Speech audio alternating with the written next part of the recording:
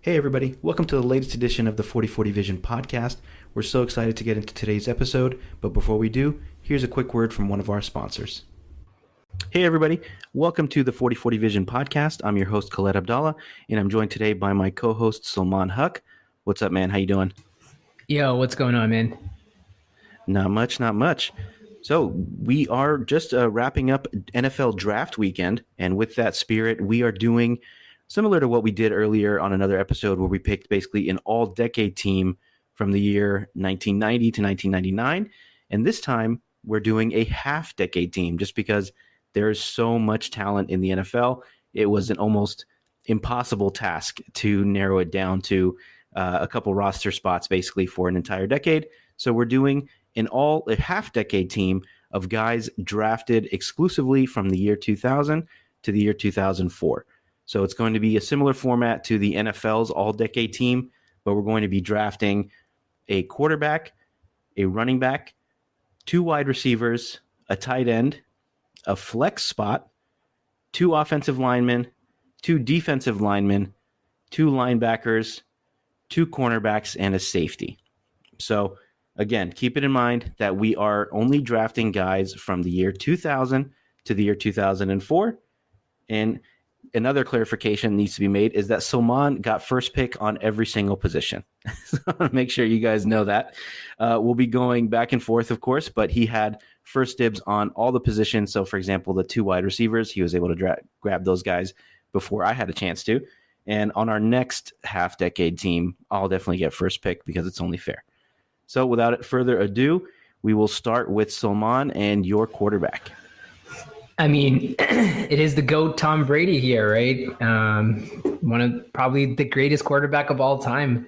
He drafted there in 2000, pick round 6, pick 199 by the Patriots. And, his resume is just amazing. 7-time Super Bowl champ, 5-time Super Bowl MVP, 3-time NFL MVP, 2-time Offensive Player of the Year, 6-time All-Pro, 15-time Pro Bowler, part of 2 all-decade teams in the 2000s and 2010s. Holds the NFL record for QB wins, passing touchdowns, yards, attempts, completions, longest touchdown pass in the game. And, he's a future Hall of Famer and arguably the greatest quarterback of all time. So a no-brainer pick there for me, Khaled.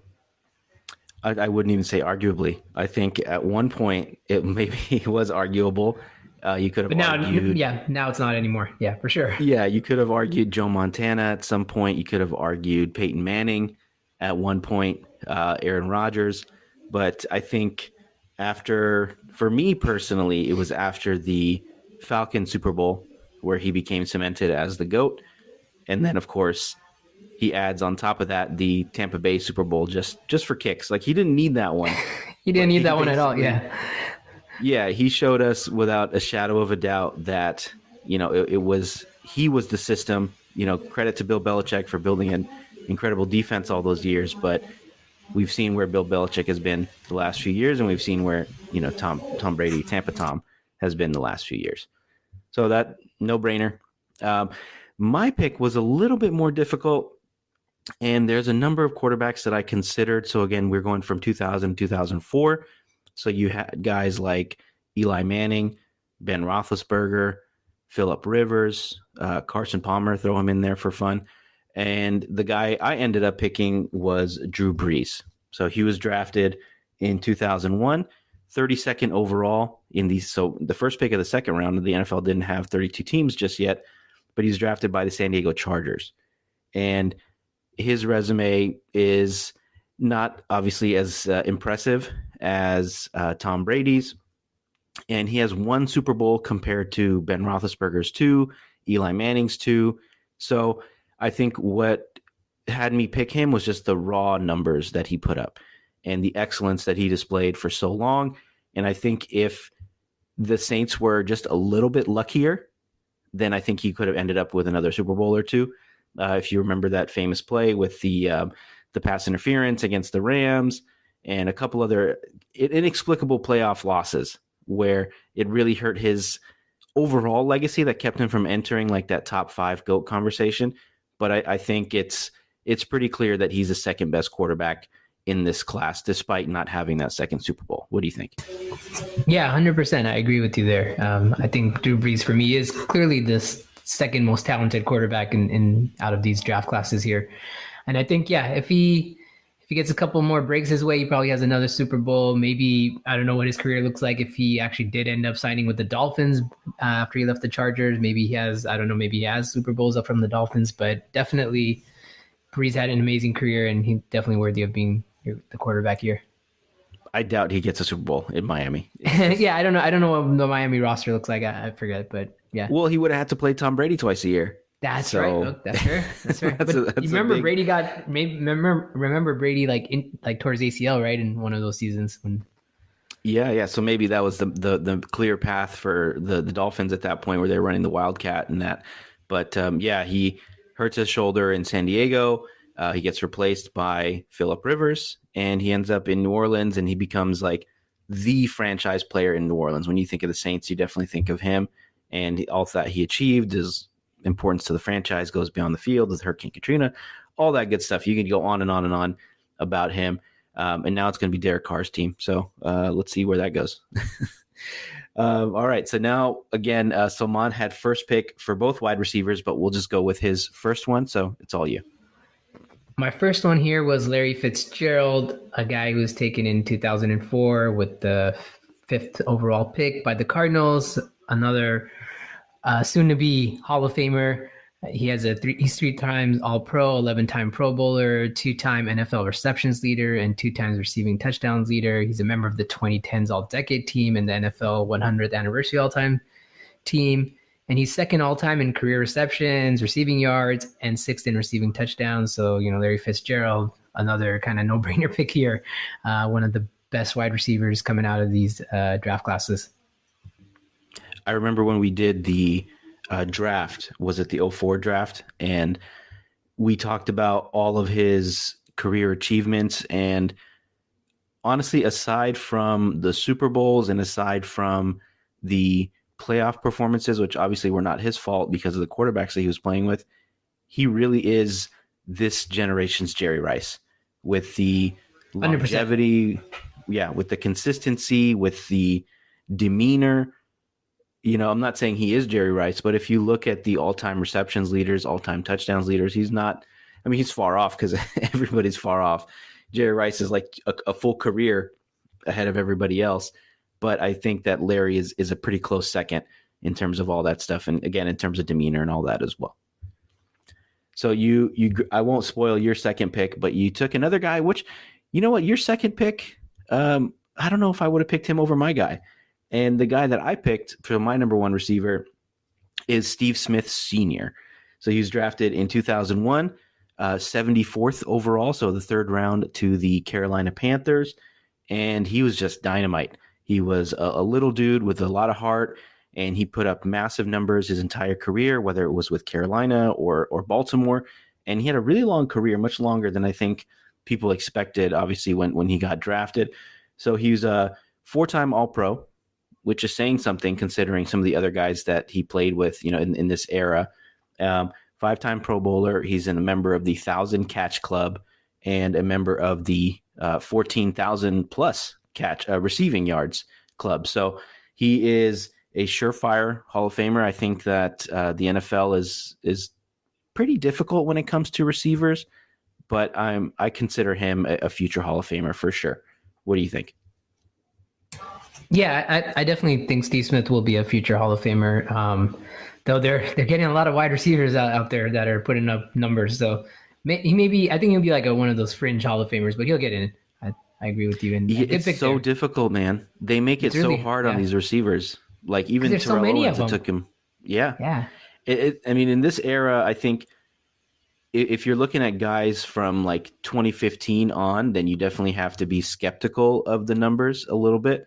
But this guy came in the league in 2001. So this is pre, where 4,500, 5,000 yards became normal. So I think you grade him on that curve versus this curve where everybody's getting 1,000 yards. Yeah, so. Exactly. Yeah. So all right, I think back over to on you. that, yeah. The reason why Steve Smith was still on the board, I was just trying to be a little nice, leave you some quality players. I got you. I also like Reggie Wayne a lot. So I was like, okay, you know what? I'm going to take a little bit more biased pick here and just take Reggie Wayne. It definitely was between Steve Smith and Reggie Wayne for my second choice. And, Reggie Wayne, I think he was drafted in 2001, and he went 30th overall. Had a great career with the Colts. He was a 3-time All-Pro, 6-time Pro Bowler. He led the NFL in receiving yards in 2007. And if you look at some of his career stats, he's 10th all-time in receptions and yards, and then 24th all-time in career touchdowns. And he was a great 1-2 punch with Marvin Harrison. I think Reggie Wayne is probably another borderline Hall of Famer type receiver. I don't know if he'd get in, but he'd definitely be on the ballots and maybe sneak in there after a couple of nominations. So what do you think about that? I don't know if he's a Hall of Famer. He's in the Hall of very, very good. I think that because he was overshadowed consistently by Marvin Harrison and the fact that he played, I want to say, all of his career. I think he had a quick cameo on the Patriots, but he played his entire career with Peyton Manning. And I think that hurts his case a little bit because he played with Peyton Manning, and that's the most statistically accomplished quarterback of all time, aside from the two guys that we already mentioned. So I think that hurts his candidacy. And I think he's just like, again, the Hall of very good. He's going to be in the Colts Ring of Honor if he isn't already, and he'll be remembered for everything that he did, but I don't think he's quite Hall of Fame level. That's fair. Yeah. I could see him maybe getting some nominations, so I don't know if he makes it quite there, but he'll get nominated, but I don't think he'll get in. And that's, I think, reminiscent of my guy. So the second receiver I picked, just one of my favorite players to watch, period, and that is Anquan Boldin. So came out of Florida State. He was picked 54th overall, so the third round in 2003 by the Arizona Cardinals, and just one of the toughest guys to ever play the position, I think it's fair to say. And I guess it looks like both of my guys are just bulldogs out there playing wide receiver.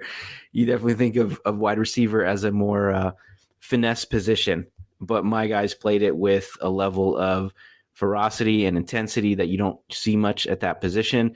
I remember him pairing up with Larry Fitzgerald, so your guy, and they just formed an incredible duo of just that, finesse and skill that Larry had, and then the sheer power and strength that Boldin brought to the game. And he played receiver like guys play running back, basically. And he still put up a ton of numbers. He's a Super Bowl champion with the Baltimore Ravens.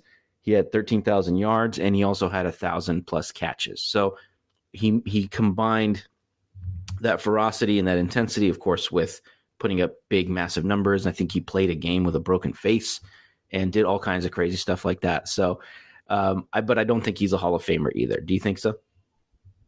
Yeah, I think he's probably just missing the Hall of Fame. He's right there, but I don't think he'd make it in just because of his numbers aren't as like flashy as some of the other guys. But he was a very good wide receiver. Loved his time on the Niners.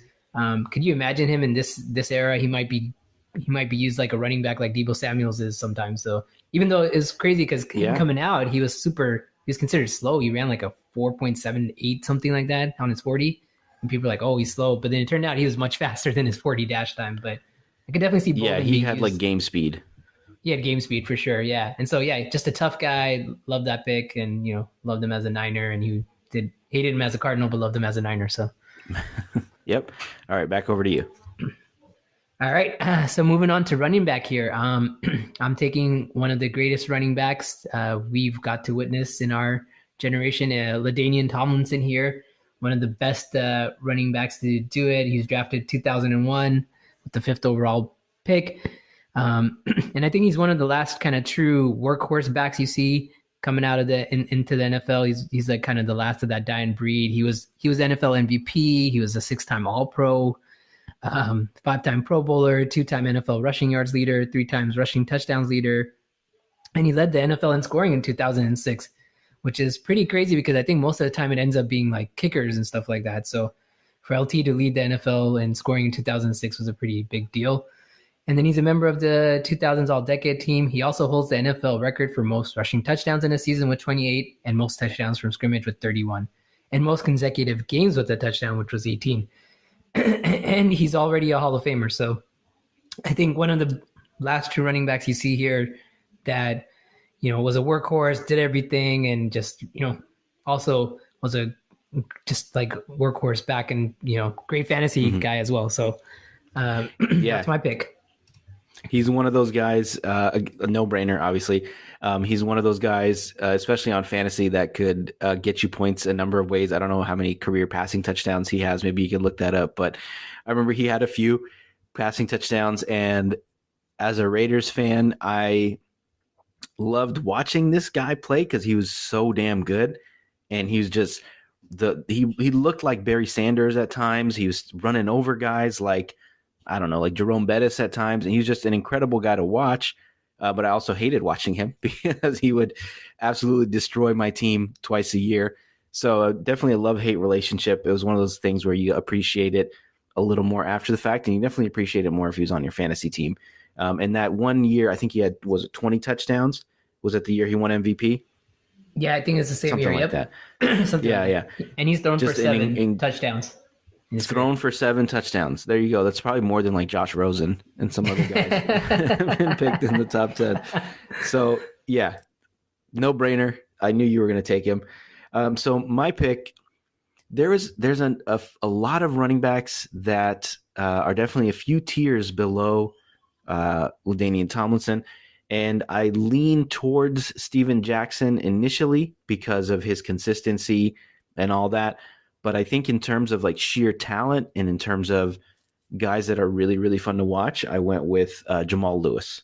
So he was, let's see, fifth overall to the Baltimore Ravens. So this was, back when running backs still went in the top 10 pretty often in the year 2000. And he was so damn fun to watch, man. He was huge. He would run over guys. He would run past guys. He was, part of that Super Bowl championship team. He had a 2,000-yard season in 16 games, which is incredible. 10,000 yards total, which I think is kind of my benchmark personally for a great running backs. If you look at that list, once you hit 10K, it's like, okay, this guy was great for some period of time. Let's see, he was a Pro Bowler, an All-Pro, and he's a member of the 2000s All-Decade team. So I'm not the only one that thinks that he was this special because, all the NFL writers think so too. And yeah, just an incredible guy to watch, and he could just blow games open at any point in time, and it was a delight to watch him play.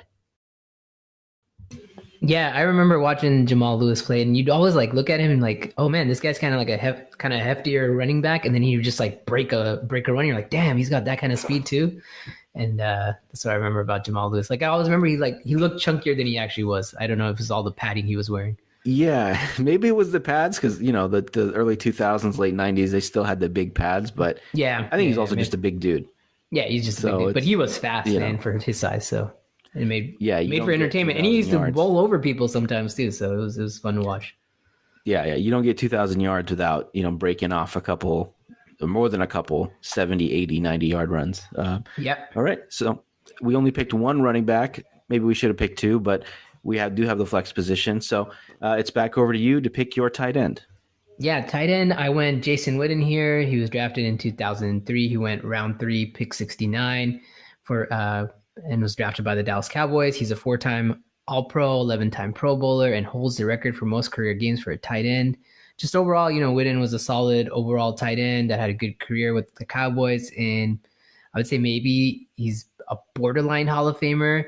He is 20th all-time in career yards among all, pass catchers, if you're including wide receivers and running backs, as well as 4th all-time in receptions and tied for 40th all-time in career touchdowns. So just had a sheer amount of receptions there for the Cowboys and was a Cowboy for a very long time and just had a very good, solid overall career. I don't know if you would say he is a surefire Hall of Famer, but I think you can make a case that he might be a Hall of Famer. I'd say maybe, probably, because he played for the Cowboys, that helps his profile.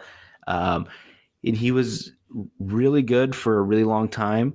I don't know if he was ever the best tight end in the league, but I think that, the All-Pro on its own, that shows that he's one of the best. So that's hard to say. I think he is. I think because when you compare his numbers, you're looking at wide receivers. You're not looking at other tight ends.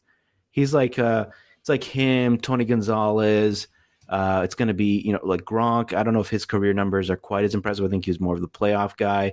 And then, of course, Travis Kelce. Like those guys, they're in a class above. They're in a different class. You're not comparing them with other tight ends. So I'd say maybe, but most likely. Yeah, I think most likely he gets in. Yeah, for sure. Yeah.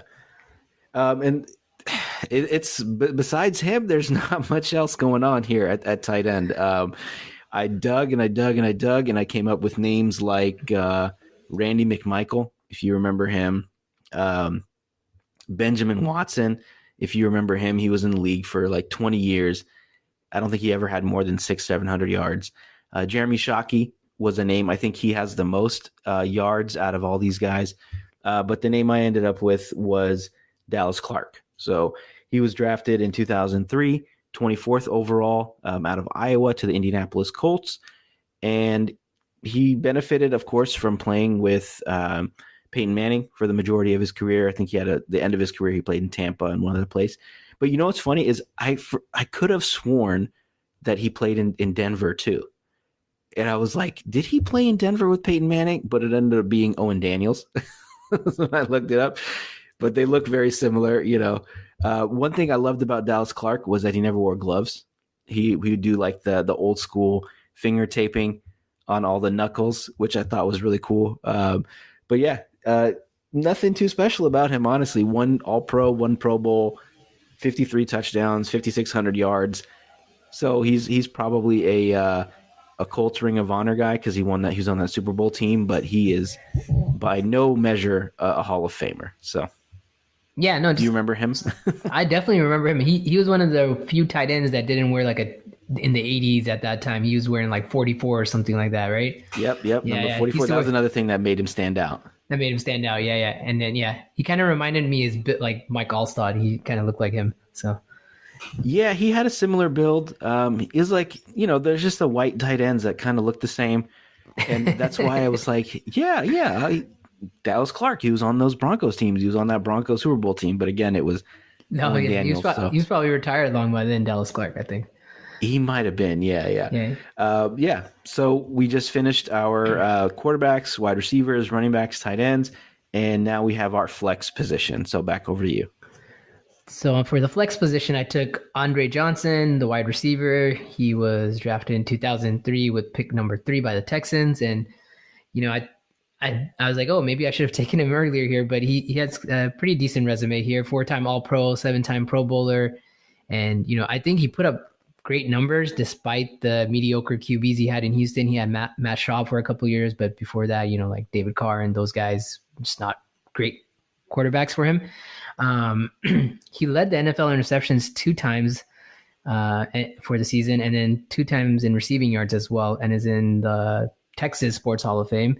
He's 11th all time in career receptions and receiving yards, and I think this is kind of where he gets dinged as his career touchdowns. He's tied for 49th with 70. You can make a case he's probably another one of these borderline, maybe Hall of Fame type wide receiver. Maybe he is ahead of Reggie Wayne. I don't know, but I thought he was another solid guy that I had to add on the roster here, so I took him here. Mm-hmm. He's had a very similar career to Larry Fitzgerald without that one Super Bowl run. So he's an incredible wide receiver, another really tough guy, great player, and just suffered from playing with really bad quarterbacks for a long, long time. And then got washed up pretty quickly at the end of his career. But he was a great receiver. And just, I don't know if he's a Hall of Famer. I'm going to say no. I think it's just, there's too much of a logjam, I think, at that level. I agree. It's too much. Yeah, you're not quite great enough.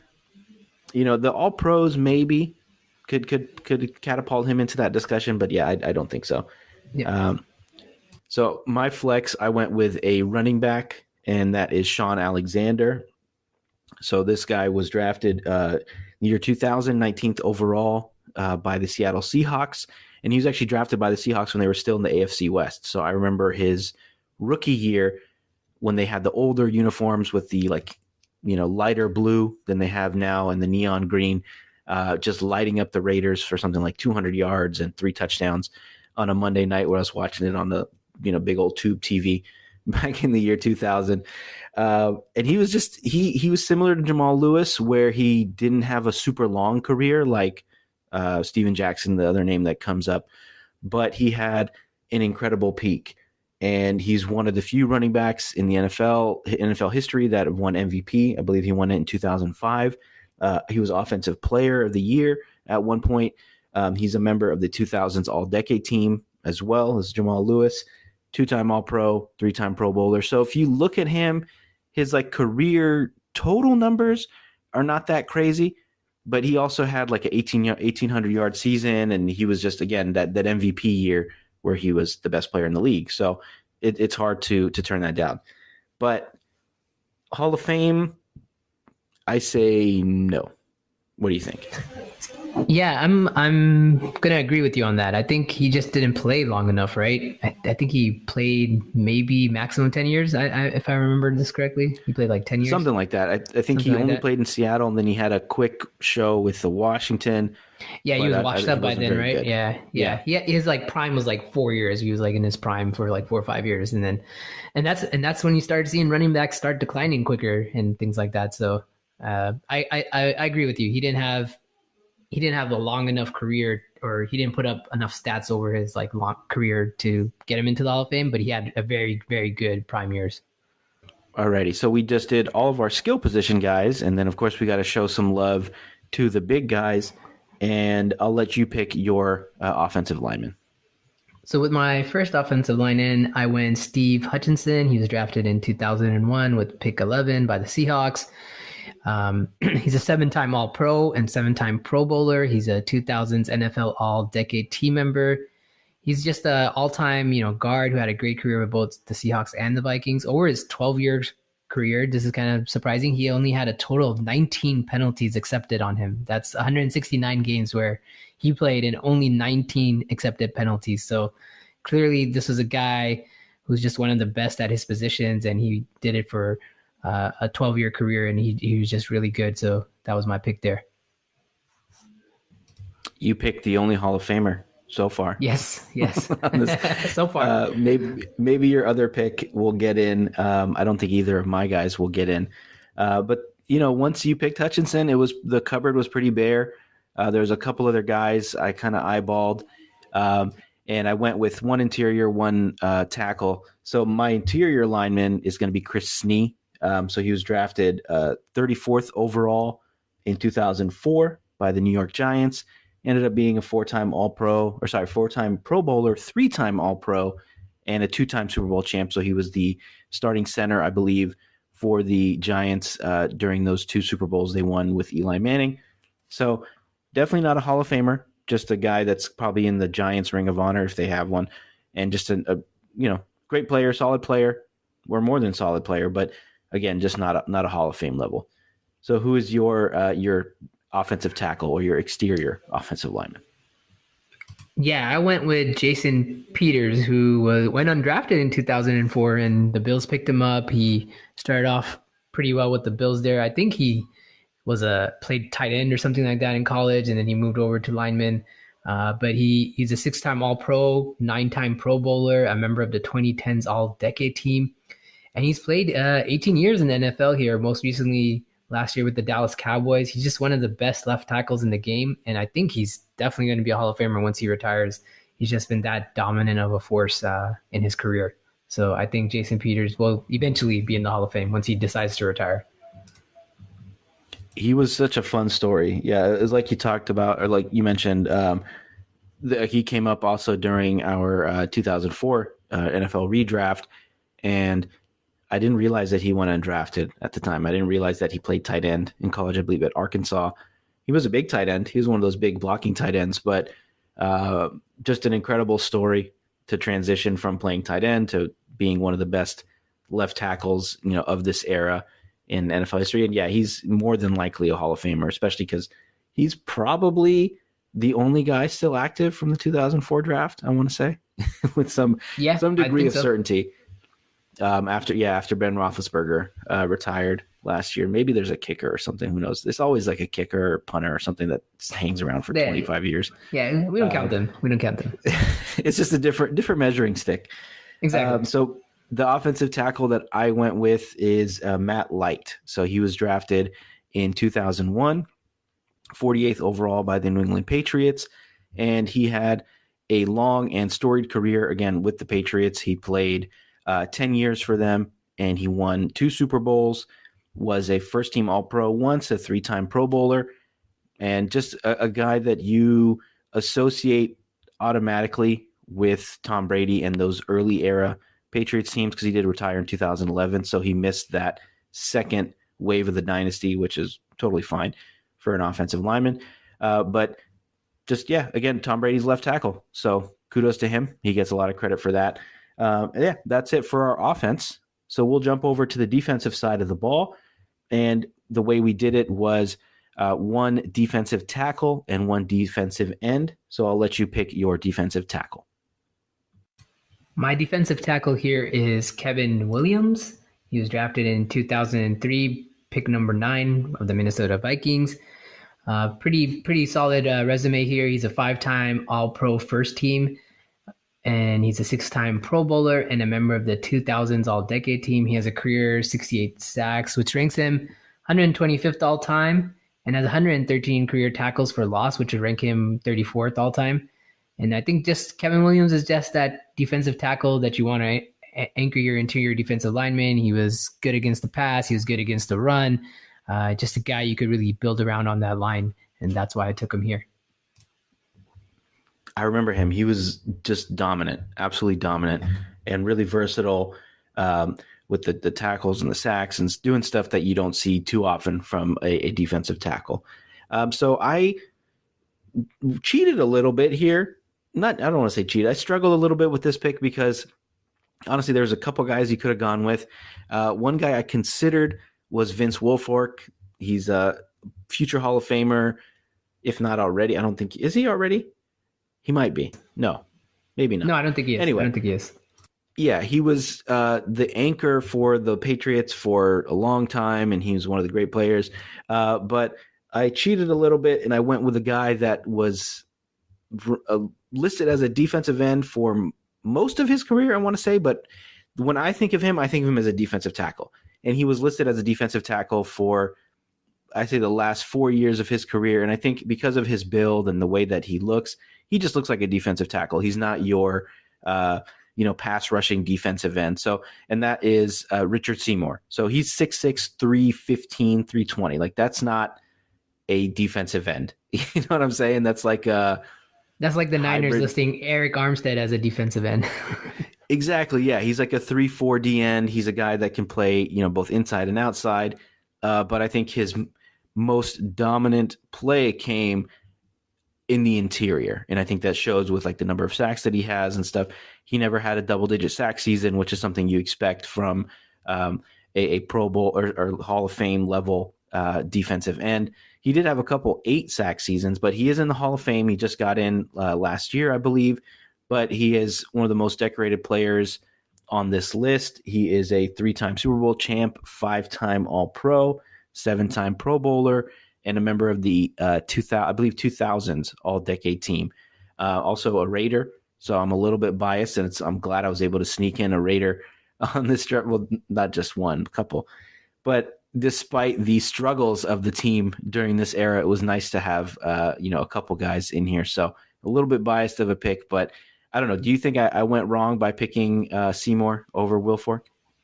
No, I think that's fair. I mean, considering Seymour's impact was, he was a defensive end, but a lot of his production came when he shifted into the interior. It's like saying Eric Armstead is a defensive end, but really he plays a majority of his snaps as a DT. So I like it. I like the pick there. It's a good pick. Yeah, he's like Chris Jones, who is definitely a defensive tackle, but can line up outside just as often, and he's a great pass rusher no matter where he's coming from. So, yeah, similar hybrid type player.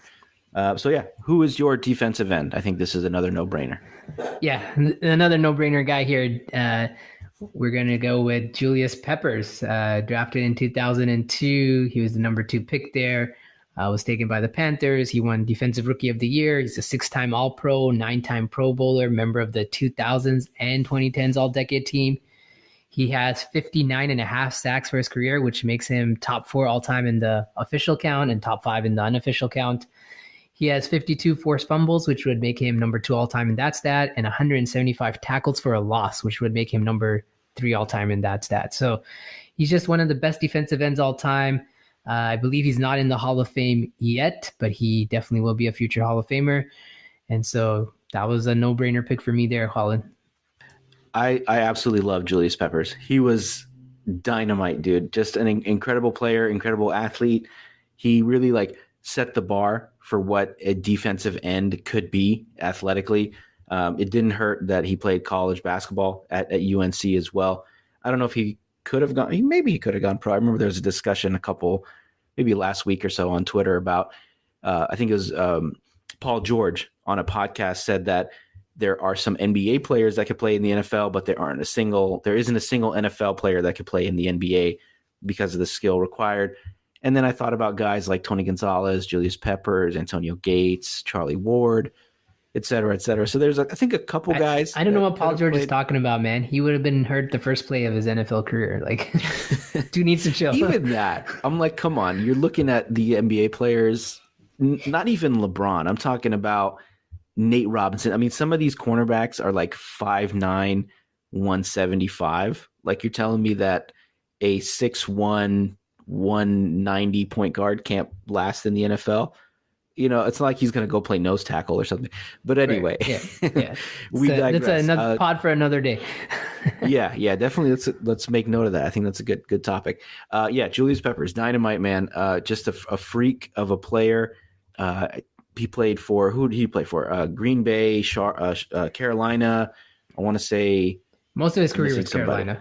Yeah, most of his career was Carolina. He was on that Super Bowl, not Super Bowl winning team, but the team that made the Super Bowl with Steve Smith. Just an incredible player, just a really cool player to root for.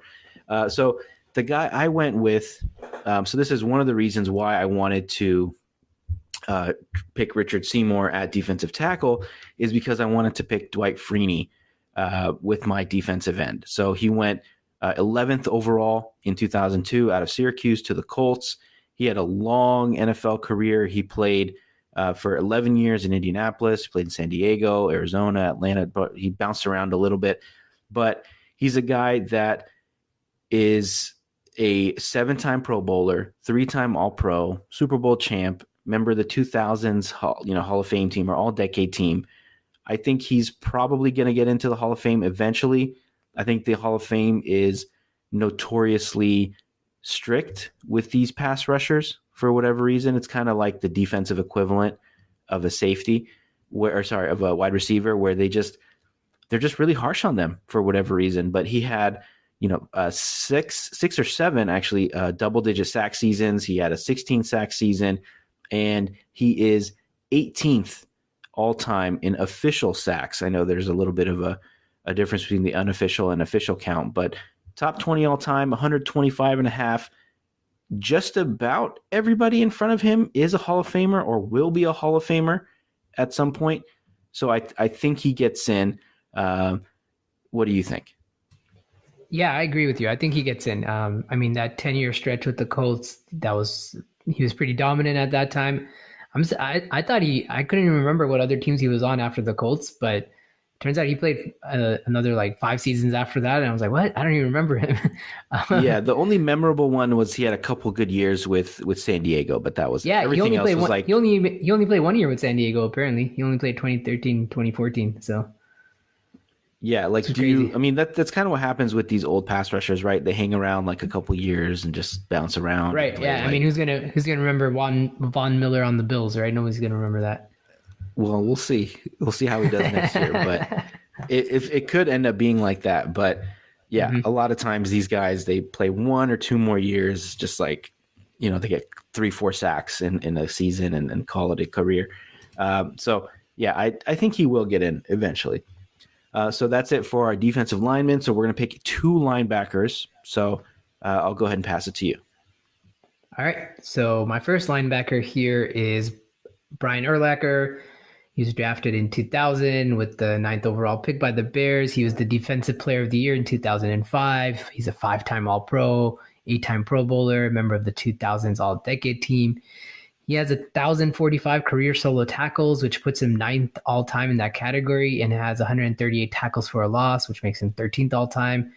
And, when you think of Brian Urlacher, you think of that nasty Bears defense, and he was the anchor for that. And part of the reason why they were able to take a guy like Rex Grossman to the Super Bowl. So I think, and he's a Hall of Famer. So Urlacher, I think he could have been even higher on the tackles list if he just managed to play maybe another 2-3 years. But I think he kind of picked the right time to retire, where he was still somewhat in his prime, maybe just falling off at that point, and then he decided to walk away from the game. So, but I think, Urlacher, another no-brainer pick here at linebacker.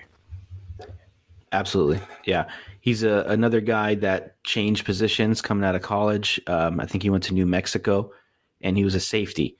Put on some pounds, put on some weight, and of course got, had an incredible career with the Bears. And he followed that Derek Brooks, like prototypical Tampa 2 linebacker, middle linebacker, I should say, that could, lay the wood and knock running backs out and then cover a tight end up the seam like 30 yards downfield. So I think of he's like the early prototype for guys like Luke Kuechly and Fred Warner that we see in the league today, where he's just still a big dude and able to hold up and withstand the punishment that comes with playing middle linebacker, but can also cover down the field. So yeah, he is already a Hall of Famer. And the guy that I picked is actually was his teammate for a long time in Chicago, and that is Lance Briggs, which is, you talked about that nasty Bears defense. It only makes sense that they had 2 of the 4 linebackers that we're picking here, because they were just incredible. And that's just what the Bears do. They just, draft incredible defensive players and do all that. So Lance Briggs, he went 68th overall in 2003 out of Arizona. He also went to Elk Grove High School, so shout out Elk Grove. And he had a long, long resume. He was a 3-time All-Pro, 7-time Pro Bowler, not quite a Super Bowl champion. He's 18th overall, or 18th all-time in tackles, not quite in the 1,000 tackle club, just outside that's the solo tackles. I mean, combined tackles, that's a whole different story. But a fearsome player. He was, to me, Urlacher, I don't want to say Urlacher was the finesse guy, but Urlacher was like the cover guy, and Lance Briggs was the tough guy. He was the guy that was going to knock you out coming across the field, and he was going to chase down running backs. So I don't know if he's a Hall of Famer. I think he's just a Bears Hall of Famer, not a Pro Football Hall of Famer. What do you think? I agree with that. Yeah, I think he's probably not getting into the Hall of Fame, but definitely the Bears honor him with their Ring of Honor or whatever they have there. But I don't think he makes the Hall of Fame for sure. Yeah, not every team has it. Like the Raiders don't have a Ring of Honor. Yeah, it's weird. It's weird. I don't know. Yeah, it's weird. Some teams have it, some don't. I don't know how they determine that, but it's weird. I think part of it is the Raiders don't retire numbers, so they don't have a Ring of Honor. But if you go to Allegiant, they have like a wall of all their all-time great players. I think guys who ended up in the Hall of Fame. Same idea. But yeah, I don't think, again, like we said, I don't think he's quite a Hall of Famer. So who is your other linebacker pick? My next pick here, it felt like I was cheating this a little bit, but he did play linebacker. Terrell Suggs, a.k.a. T-Sizzle. He was taken in 2003 with pick number 10 by the Ravens. He won Defensive Player of the Year in 2011. He's a 2-time All-Pro, 7-time Pro Bowler. He also led the NFL in forced fumbles in 2011. He has 139 career sacks, which puts him 8th all-time, and has a 202 career tackles for loss, which surprisingly makes him number 1 all-time here. And he has 37 career forced fumbles, which puts him 11th all-time. And so, Suggs, when you think of Suggs, incredible.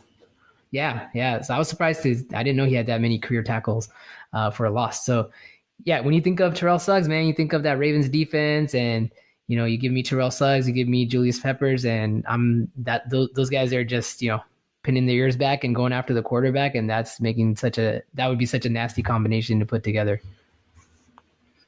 Let me ask you a trivia question. So he won 1 Super Bowl with the Ravens. Who did he win the 2nd Super Bowl with? Ooh.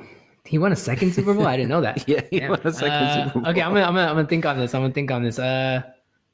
No, can't. So his last year. So we talked about aging pass rushers. So his last year he was 37. He played 13 games with the Arizona Cardinals and 2 regular season games with the Kansas City Chiefs. and that Oh, is who he what? won. I was like, because I Yeah. was like, I remember him on the Cardinals, and I didn't know he signed with the Chiefs. Wow. Okay. Yeah, All he right. was like a late season release and a waiver wire pickup by or Oh, whatever so, I mean, late. did he even play in that Super Bowl? Can we really count I don't that? know if he did. We can look at his game log. I'm actually going to look at his game log because I'm very curious. But at that point, he was 37. I don't think he had any sacks that season. Maybe he did a couple, but let's see. In the Super Bowl, he actually put up some stats. He played 33 snaps on defense, so 57%, and he had 2 tackles and 1 QB hit. So Oh wow. not And bad.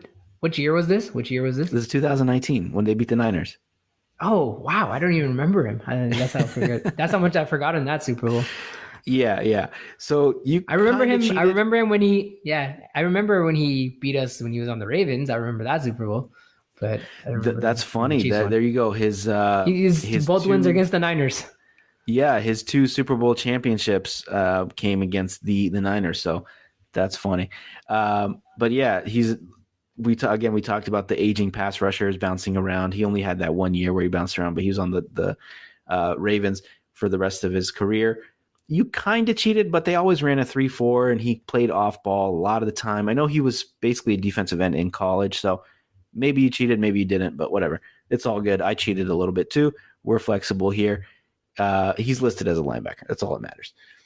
So my second linebacker, there was a couple other guys I considered. I think Keith Bullock was one of them. But the guy that I ended up, we talked about him during during the redraft we did in 2004, and that's Carlos Dansby. So he was picked 33rd overall, so in the second round by the Arizona Cardinals, and he had a long career. He ended up playing for 16 years. Sorry, not 16 years. 13 years. Where's my math at? 13 years, which is still a long time for a middle linebacker. And he's a guy that was never like a great player. He was a second team All Pro in 2013. He was never one of the greats, but he was really good for a really long time. And again, we talked about him during that redraft pod, and he is actually 7th all time in solo tackles with 1,077. So everybody else in front of him, just about everybody else, is a borderline Hall of Famer, maybe not. Like guys like Donnie Edwards and London Fletcher are like borderline. He's definitely not a Hall of Famer, but he was a good player for a long time. He had that really memorable game against I want to say it was the Packers, where he had the strip sack / strip interception against Aaron Rodgers in OT to win that game. So good player for a long time. Definitely not a great player, but it's pretty slim pickings after the 3 guys that we picked. Yeah, 100%, 100%. All right. So we're getting down to the end here. So we're looking at our defensive backs. So I'll go ahead and let you pick your first cornerback. My first cornerback here is Asante Samuels, who went in 2003 in round 4 with pick 120 to the Patriots. I think, this cornerback class in these draft years is a little bit challenging, as we'll see with some of our other picks, but Samuel was pretty good. He was a 2-time All-Pro, 4-time Pro Bowler, and just an overall lockdown corner during his time. He led the NFL twice in interceptions during the season, once in 06 and once in 09. He has 51 career interceptions, which is 32nd all-time, as well as 6 interceptions for touchdowns, which is 20th all-time. I know he was a bit undersized, but he managed to be one of the best cornerbacks of this era. I think he's like 5'9", and so it's pretty surprising to see that he was that good during this era, and he played pretty well. So it's pretty hard to pick corners out here in this draft class, but I thought he was one of the better ones and I don't think he's a Hall of Famer, but but he's one of the better cornerbacks here on this list. I disagree with you. I think there's quite a few, but yeah, he was a pretty good player for a pretty long time. The memory that I'll always have of him was him dropping that surefire interception against the Giants in the Super Bowl. So that hurts his legacy a little bit to me, but he's still really good. Just a little bit. A little bit. Yeah. His kid's in the league, kid is and he's really pretty good. Yeah, his kid, I don't think will surpass him, but he might. Who knows? But yeah, he's a great player. So the guy that I went with is, thank you for leaving him on the board for me, by the way. And that is Nnamdi Asomugha. So another Raider. We actually got 2 Raiders on this list. And that, he was picked in the first round, 31st overall in 2003 out of Cal. Took him a little bit to get started, but his 4th year in the league, he was a second-team All-Pro. He had 8 interceptions, just an incredible player. And after that, quarterbacks just stopped testing him. I remember those years that he was on the Raiders, on some really bad Raiders teams, and quarterbacks would just not throw to his side. They just wouldn't bother because he was so good. So he ended his career with only 15 interceptions in 11 years, but just a dominant player, one of the best press corners, man corners in NFL history, I think is fair to say. He just had an incredible build, long, lean, and he could guard anybody from tight ends to wide receivers, and he was fast enough to guard some of the fastest wide receivers in the league. Fell off a bit at the end of his career. I think the Eagles tried to have him play zone. He's just not a zone corner. And then he had a brief cameo with the 49ers where, again, he did not play all that well. I think he only played like 2 games for you guys that last year, but he had a really, really great peak. But he's one of those guys that's one of the best Raiders defensive backs of all time, but definitely not a Hall of Fame level player. What do you think? Agreed. I mean, I think he had a very good, very, very good prime with the Raiders. I mean, that was like the guy you're like, okay, when you think of those 2000 Raiders, you're like, the late 2000 Raiders, you're like, yeah, Nnamdi Asomugha, shutdown corner, right? That's the first guy that comes to mind when you think of some of those Raider teams. So I agree with you. I don't think there's any guy. He might be the only guy. I don't think I can name you a single other Raider cornerback from like 2005 to 2010. So. Stanford route, Fabian Washington. You can. I know you can. I know you can. Yeah, a bunch of really bad guys. So I'll pass it back to you for your second corner. My second guy here is Terrence Newman, who was taken also in 2003 with the 5th overall pick by the Dallas Cowboys. I want to say like there's not any. I wouldn't say there's any Hall of Fame cornerbacks here in these draft classes, but there's some good solid cornerbacks here, and I think Newman wasn't the elite guy. He wasn't probably worthy of that 5th overall pick, but he had a pretty good career. He had 42 career interceptions, which is good for 67th all time, and had 183 passes defended, which is good for 4th all time. And which is just 2 spots ahead of Asante Samuels, the guy I took as well. So overall, very good cornerback. Very, I don't think he's going to be a Hall of Famer, but he's definitely one of the better cornerbacks here of this era. And he manned that side for the Cowboys for a long time, and was a shutdown corner for quite some time. I'm surprised you didn't take D'Angelo Hall. Do you just not like D'Angelo Hall? A little bit. I like Terrence Newman more than D'Angelo Hall. Okay. I don't know. And there's just like the antics of D'Angelo Hall. I just remember him like causing a stir when he's on the Falcons, on the Redskins. He always was causing stuff. So as I'm going to go with Newman, who was more of the safer, went about his business. Teams didn't really throw at him because he was kind of considered the Cowboy shutdown guy. So, and you can see he has a lot of passes defended. So maybe not enough interceptions, but a lot of passes defended. That's fair. I considered maybe who's the other guy? Nate Clements. I liked him a lot. Rasheen Mathis. I did think about Nate Clements. I was like, maybe, but I like Newman a little bit more. That's totally fair. So you were a little dismissive of the cornerbacks in general, and you didn't pick Charles Tillman. So that was my guy, Charles Peanut Tillman. I thought in my mind when I was thinking about this list, I thought he was a safety.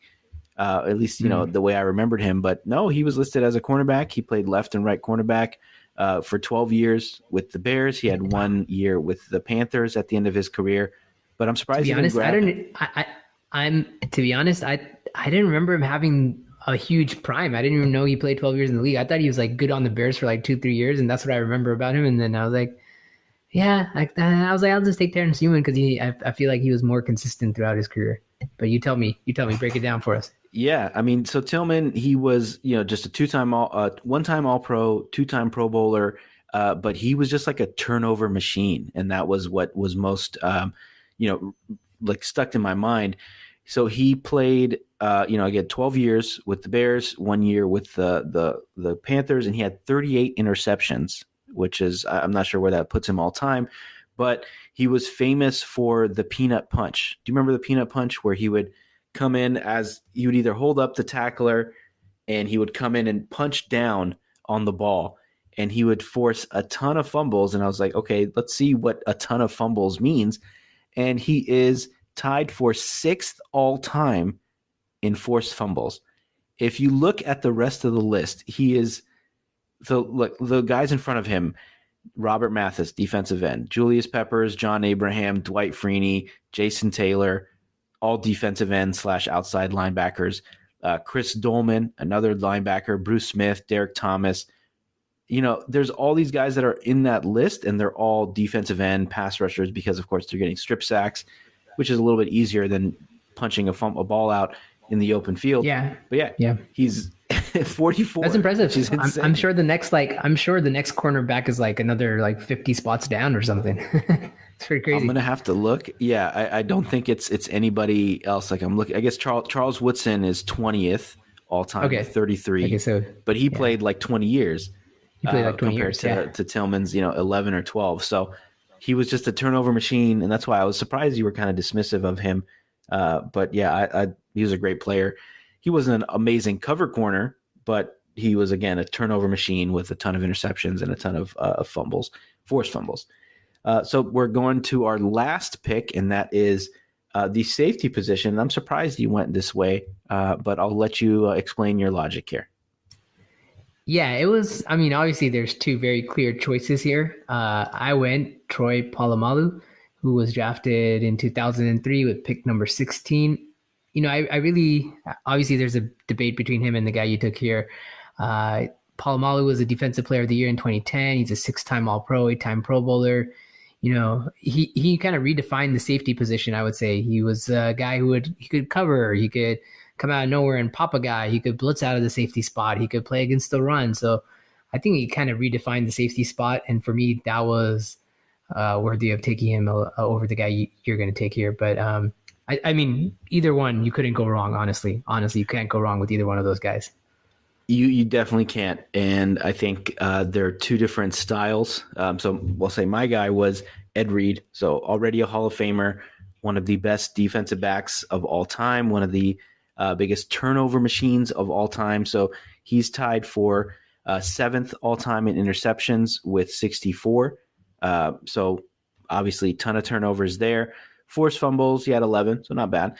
But the difference, actually, let me finish off the rest of his accolades because they're incredible. So obviously already a Hall of Famer, 9-time All-Pro, 9-time Pro Bowler, 5-time All-Pro, member of the 2000s Decade Team, Rookie of the Year, Defensive Rookie of the Year in 2004. He played for 3 teams. Most of his career was with Baltimore. And then his last year, just like Terrell Suggs, split his time between Houston and the New York Jets. But I think they're just really interesting studies in different styles, right? And just completely opposite styles. When you think of Polamalu, you think of the physicality that he brought to the game. You think of him blitzing. In my mind, when I picture him, it's him timing the snap and jumping over the quarterback or jumping onto a quarterback with the quarterback sneak and stopping that short. And then, of course, the hair flowing in the wind. And then Ed Reed, you just think of him as being an absolute ball hawk, just picking guys off 60, 40, 50, 60 yards downfield. One of the things that really sticks in my mind about Ed Reed was, I think it was this year or a couple years ago, he did an interview with Bill Belichick where they were doing like the NFL all-time team. And he told this story about how he used to make mistakes on purpose when playing against Peyton Manning in order to bait him into throwing an interception. So I forgot exactly what the setup was, but it was just, he would see the Colts run this route package, and he would purposely make a mistake and act like he misread the coverage. And then the next time they ran it, he would bait Peyton Manning, and then he ended up making an interception like 50 yards downfield. And I remember Bill Belichick playing mind games there. Yeah, dude. So you think of Peyton Manning as one of the smartest, if not the smartest quarterback of all time. And this guy's, he's getting outsmarted by this DB. And I remember Bill Belichick just had like this huge smile on his face, which is a big deal because he's one of the few guys that I think Bill Belichick really respected. And I think another story from that interview was he would talk about the games that they would play against the Ravens, and everything that they did on offense was basically look for 20. Look for number 20 and go wherever he is not. And you think about that defense that had Terrell Suggs and Ray Lewis, and no, the guy that dictated what the offense was doing was Ed Reed. So, yeah, he's already a Hall of Famer. I'm pretty sure your guy will be a Hall of Famer. Yeah. I think, Palomalu, because of the way he played, got injured quite a bit. So his stats took a little bit of hit of that. So he'll get in there, though, for sure. Yeah, didn't have as long of a career as we would have hoped. He played, I think, 9 years or 11 years with the Steelers, but missed a couple years in the end there. But yeah, it's maybe for the next one we do a strong safety and a free safety just to mix things up. Yeah, let's mix it up for sure. But yeah, hell of a team. So do you want to do a quick run back of your team? Yeah, let's do this. Okay, so starting at quarterback, I went Tom Brady. Wide receivers, Larry Fitzgerald, Reggie Wayne. Running back, LaDainian Tomlinson. Tight end, Jason Witten. Flex position, Andre Johnson. Offensive lineman or guard, Steve Hutchinson. Offensive tackle, Jason Peters. Defensive lineman, Kevin Williams. Defensive end, Julius Peppers. Linebacker, Brian Urlacher. The second linebacker, Terrell Suggs. Cornerbacks, Asante Samuel, Terrence Newman. And then safety, rounding it out with Troy Polamalu. Incredible team. And remember, Sulman had first pick on every position, just so you remember. Yeah, it wouldn't be even fair to ask people. Yeah, it wouldn't be even fair to be like, oh, who has the better team? Because I got first pick in every position. So, I mean, my guys, aside from quarterback, I think I have a pretty good case. But yeah, so my quarterback, Drew Brees. My wide receivers are Steve Smith Sr. and Anquan Bolden. My running back is Jamal Lewis. My tight end is Dallas Clark. My flex position is running back Sean Alexander. My two offensive linemen, Chris Snee and Matt Light. My two defensive linemen are Richard Seymour and Dwight Freeney. My linebackers are Lance Briggs and Carlos Dansby. And my defensive backs are Nnamdi Asomugha, Charles Tillman, and Ed Reed. So did you have anybody, maybe one or two guys that you were debating over and really wanted to include but couldn't? I mean, I think you kind of took the guys that I would have included and stuff like that. And we kind of talked about a couple of guys here earlier on. So I don't think I have anyone else that I would have said, oh yeah, for sure I want to get them, but maybe some quarterbacks, or running backs, but no one that comes top of mind right now. Yeah, I think for me, it was just Steven Jackson at running back. He did have a really long, really consistent career. And then at quarterback, I debated probably Eli Manning or Ben Roethlisberger over Drew Brees. I think is pretty close, but just went with basically the another guy numbers. Another guy I throw out there, Khaled, is Justin Smith at defensive end. But there you go. Yeah, that's one of your boys. One of my boys, yeah. Yeah. That's about it. I think we covered it. Yeah, I think we did. And it was, again, much easier to do with a half-decade team. So we'll be coming out. We'll try to focus on half-decades here and there because, again, just doing that whole decade was really, really hard. And we ended up leaving some Hall of Famers off the list. So that's it for our show. Thank you, everybody, for checking us out. Make sure to leave us a review, follow the podcast wherever you find your podcast. We are just about everywhere. Make sure to follow us on social media. We're also just about everywhere there. We're on Twitter, Instagram, TikTok, YouTube at 4040 Vision Pod. So make sure you follow and subscribe to us there. Thanks, y'all.